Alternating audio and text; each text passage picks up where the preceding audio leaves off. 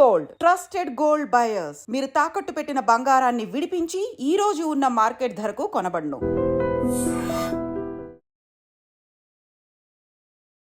Welcome to I dream. నేను మీ భవ్య. ఇప్పుడు ఏఎంసీ వాళ్ళు ఎన్ఎఫ్ఓస్ అంటే న్యూ ఫండ్ ఆఫర్స్ అన్నమాట. ఇవి ఎందుకు లాంచ్ చేస్తున్నారు, వీటి వల్ల బెనిఫిట్స్ ఏంటి, ఈ డీటెయిల్స్ మనం తెలుసుకోవడానికి మ్యూచువల్ ఫండ్ డిస్ట్రిబ్యూటర్ చంద్రశేఖర్ గారు మన ముందున్నారు. డీటెయిల్స్ అడిగి తెలుసుకుందాం. నమస్తే సార్, ఎలా ఉన్నారు సార్? సార్, ఈ న్యూ ఫండ్ ఆఫర్స్ అంటే అసలు అవి ఏంటి సార్? వాటి వల్ల ఎటువంటి బెనిఫిట్స్ ఉండే ఛాన్స్ ఉంటుంది? ఇది కొత్తగా ఏఎంసీ వాళ్ళు లాంచ్ చేయడానికి రీజన్స్ ఏమంటారు?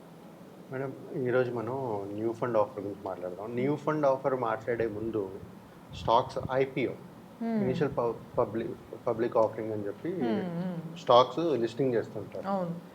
అసలు ఎందుకు చేస్తారు అంటే ఒక కంపెనీ స్టాక్ని ఎందుకు లిస్టింగ్ చేస్తారు అనేది ఫస్ట్ మాట్లాడదాం.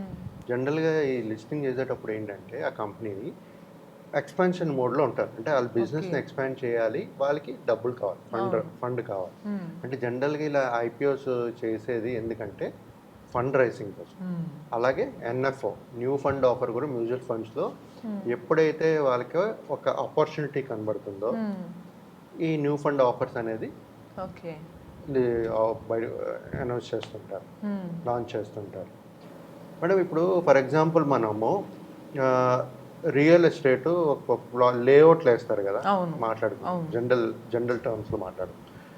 ఈ ఎవరైతే వెంచర్స్ లేఅవుట్స్ వేస్తుంటారో వాళ్ళు తిరుగుతూ ఉంటారు, అన్ని ప్లేసులు తిరుగుతూ ఉంటారు. ఒక ప్లేస్ సెలెక్ట్ చేసుకుని ఒక లేఅవుట్ వేద్దాం అనుకుంటారు. ఏం రీజన్స్, ఏం ఫ్యాక్టర్స్ చూస్ చేస్తారు వాళ్ళు? ఇన్ఫ్రాస్ట్రక్చర్, ఫ్యూచర్ గ్రోత్ ఎలా ఉంటుంది అంటే ఇప్పుడు ఫర్ ఎగ్జాంపుల్ ఆ లేఅవుట్ వేసారంటే చుట్టుపక్కల ఏమేమి వస్తున్నాయి, గవర్నమెంట్ యాక్టివిటీస్ ఏమేమి ఉన్నాయి, డెవలప్మెంట్ ఎలా ఉంటాయి అని చెప్పి ఆ వెంచర్ వేస్తారు. సో వేయడం వల్ల ఏంటి, వాళ్ళకి బెటర్ ప్రైస్ వస్తుంది, వాళ్ళ కంపెనీ గ్రో అవుతుంది. వాళ్ళు చెప్పిన ఆథెంటిక్ గా నమ్ముతారు, వెళ్తుంది అనే థాట్. వాళ్ళ కంపెనీ గ్రో అయ్యే ఛాన్సెస్ ఎక్కువ ఉంటాయి. సో అలాగే మనం ఇన్వెస్ట్ ఒక ప్లాట్ కొనాలనుకో, ఒక కస్టమర్ ఏం చేస్తారు, చుట్టుపక్కల ఏం వస్తున్నాయి అని చెప్పి కొంటాడు, రైట్? సో అక్కడ ఆపర్చునిటీ ఉంది. కాకపోతే వాళ్ళకి ప్రీ లాంచ్, ఇప్పుడు అపార్ట్మెంట్లు కూడా కడుతుంటారు చూసారా, ప్రీ లాంచే డబ్బులు కట్టించుకుంటారు. ముందే డబ్బులు కట్టించుకున్న తర్వాత ఆ డబ్బులతో ఏం చేస్తారు, ఇల్లు కట్టుకుంటారు, వాళ్ళ బిల్డింగ్ కట్టి వాళ్ళకి ఇస్తారు, రైట్? ప్రీ లాంచ్ ఆఫర్స్ అని చెప్పి. కాకపోతే ఆ డబ్బులు తక్కువ ఉంటుంది, తర్వాత తీసుకునే ఫ్లాట్స్ రేట్ ఎక్కువ ఉంటుంది. సో ఆ విధంగా ఒక ప్లాన్ అనేది చేస్తుంటారు. సో ఇక్కడ ఎన్ఎఫ్ఓ అంటే మనం చెప్పింది న్యూ ఫండ్ ఆఫర్. సో ఎప్పుడు ఫర్ ఎగ్జాంపుల్ మేడం, ఇప్పుడు చాలా ఒక 1-2 మంత్స్ ముందు చూసుకుంటే చాలా ఎన్ఎఫ్ఓలు వచ్చాయి. ఇన్నోవేషన్ ఫండ్ అని, ఎనర్జీ ఫండ్ అని, బిజినెస్ సైకిల్ ఫండ్ అని, మల్టీ అసెట్ అలొకేషన్ ఫండ్ అని, ఇలాంటి న్యూ ఫండ్ ఆఫర్స్ చాలా వచ్చాయి. ఫర్ ఎగ్జాంపుల్ మనం ఒక ఇన్నోవేషన్ ఫండ్ అనేది తీసుకుందాం, న్యూ ఫండ్ ఆఫర్ అనుకుందాం. ఈ న్యూ ఫండ్ ఆఫర్ది ఎప్పుడు ఎన్ఏవి 10 రూపాయలు పెడతారు, 10 వాల్యూ ఏమో 10 ఉంటుంది ఎన్ఏవి, నెట్ అసెట్ వాల్యూ. ఒక mutual fund scheme for example innovation fund అనుకుంటాం, దాని ఎన్ఏవి 10 రూపాయలు పెట్టారు, ఎన్ఎఫ్ఓ లాంచ్ చేశారు, ప్రతి ఒక్కరు ఇన్వెస్ట్ చేస్తుంటారు. ఎందుకు, ఫండ్ వాళ్ళకి ఒక మంచి ఏయుఎం కావాలి కాబట్టి ఇన్వెస్ట్మెంట్ ఎన్ఎఫ్ఓ లాంచ్ చేశారు, ఇన్వెస్ట్ చేస్తుంటారు, ఆ ఏయుఎం అనేది జనరేట్ అవుతుంది.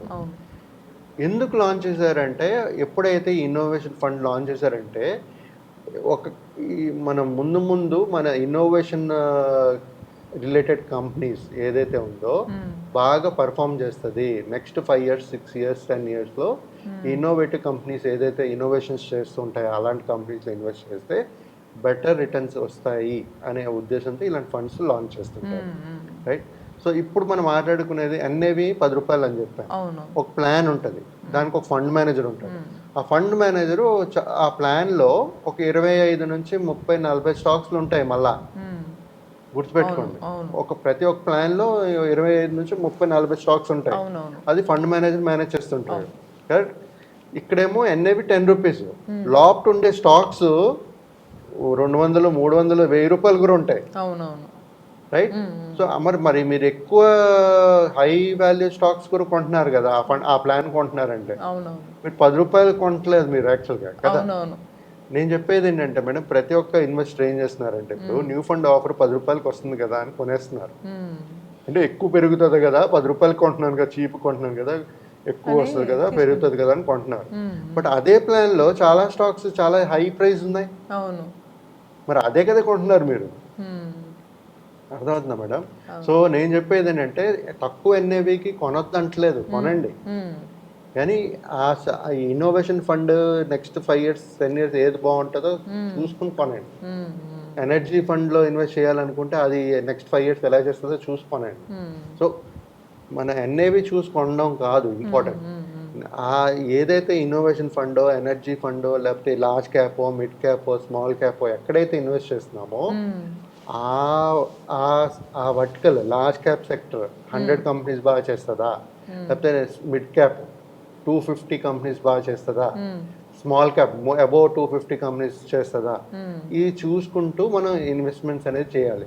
ఎన్ఏవి బేస్ మీద మీరు ఇన్వెస్ట్మెంట్స్ అంటే అనేది సింపుల్ గా మనం లాంగ్వేజ్ నార్మల్ పీపుల్ లాంగ్వేజ్ లో చెప్పాలంటే ఓ ఎంట్రీ టికెట్ అదేదో తక్కువ ప్రైస్ కుంది కదా అని చూసేసి ఎంటర్ అయిపోవడం కాదు.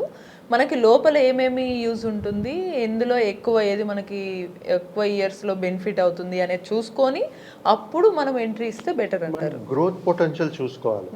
మనం ఇప్పుడు ఏం చేస్తున్నాం, ఒక ప్లాట్ కొనేటప్పుడు మనం వెళ్ళి ఆ ప్లాట్ పెరుగుతుందా, వాల్యూ నెక్స్ట్ 5 years 10 years పెరుగుతుందా లేదా తెలియకుండా తక్కువ ప్రైస్ కదా అని తీసేసుకుంటే లాస్ అవుతుంది. సో ఇప్పుడు ఇక్కడ ఎన్ఏవి 10 రూపాయలు అని చెప్పి తీసుకోవచ్చు, ప్రొవైడెడ్ అది పొటెన్షియల్ ఉండి అది పెరుగుతుంది అని తెలుస్తాయి.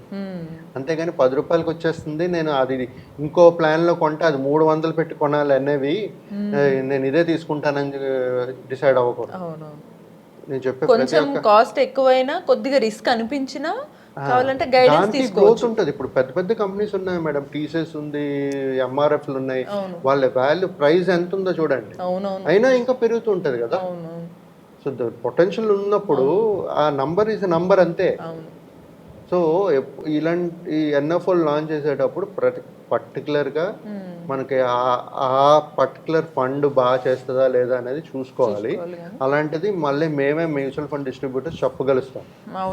మీ పోర్ట్ఫోలియోకి, మీ రిస్క్ అపెటైట్కి, మీ టైం ఆరిజిన్కి ఇది పెట్టచ్చా, ఇది పెట్టకూడదా, ఇది తీసుకోవాలా తీసుకోకూడదా అనేది మనం ఒక పోర్ట్ఫోలియో డిస్కస్ చేసుకుని ఒక పోర్ట్ఫోలియో అనేది క్రియేట్ చేసుకుంటూ ఇన్వెస్ట్ చేస్తూ వెళ్ళొచ్చు. సో ప్రతి ఒక్కరికి చెప్పేది ఏంటంటే ఈ నెట్ అసెట్ వాల్యూ చూసి ఇన్వెస్ట్ చేయకండి, వాళ్ళ కంపెనీ చూడండి, ఏ కంపెనీలో పెడుతున్నారో చూడండి, ఎంత ఈక్విటీలో ఉంది, ఎంత డెప్త్లో ఉంది, అసెట్ అలొకేషన్ ఏదైనా ఉందా, ఇవన్నీ డీటెయిల్స్ చూసుకుంటూ లాస్ట్ ఒక 3-4 years ఎలా గ్రో అయిందా లేదా, తర్వాత అయ్యే ఛాన్స్ ఉందా లేదా, ఫండ్ మేనేజర్ ఎవరు, వాళ్ళు ఎలా మేనేజ్ చేస్తుంటారు, ఇవన్నీ చూసుకుంటూ ఇలాంటి కొత్త న్యూ ఫండ్ ఆఫర్లో ఇన్వెస్ట్ చేయడం అనేది correct madam. But not by NAV value. Exactly. So అంటే తక్కువ ప్రైస్కి వచ్చింది కదా అని చెప్పేసో, లేకపోతే కొన్నిసార్లు ఫ్రీ ఉంది కదా అని వెళ్ళిపోతే క్వాలిటీ ఉండదు అన్నట్టే సింపుల్ ఎగ్జాంపుల్ అనమాట ఇది కూడా. మనకి తక్కువ ఎన్ఏవి అంటే నెట్ అసెట్ వాల్యూ ఉండకూడదు, అంతే కదా సార్? సో అదే తక్కువ వాల్యూ ఉన్న వాటిని తీసుకొని అనవసరంగా లాస్లోకి మనం దూకూడదు. అంటే మరి ఒకటి మేడం, ఇక్కడ ఏంటంటే తక్కువ ఉన్నా తీసుకోవచ్చు, ప్రొవైడెడ్ పొటెన్షియల్ ఉండాలి, గ్రోత్ పొటెన్షియల్. ఎగ్జాక్ట్లీ. సో తక్కువ ఉన్నా ఎక్కువ ఉన్నా మ్యాటర్ అది కాదు, మనకి గ్రోత్ పొటెన్షియల్ అనేది ఇంపార్టెంట్, అది మెయిన్గా చూసుకోండి. తెలియకపోతే మనకి నిజంగా ఇటువంటి గైడెన్స్ సీనియర్ ఎక్స్పర్ట్స్ గైడెన్స్ తీసుకుంటే మనకి చాలా బెనిఫిట్ ఉంటుంది. ఇటువంటి ఇన్ఫర్మేటివ్ టాపిక్స్ కోసం కీప్ వాచింగ్ ఎట్.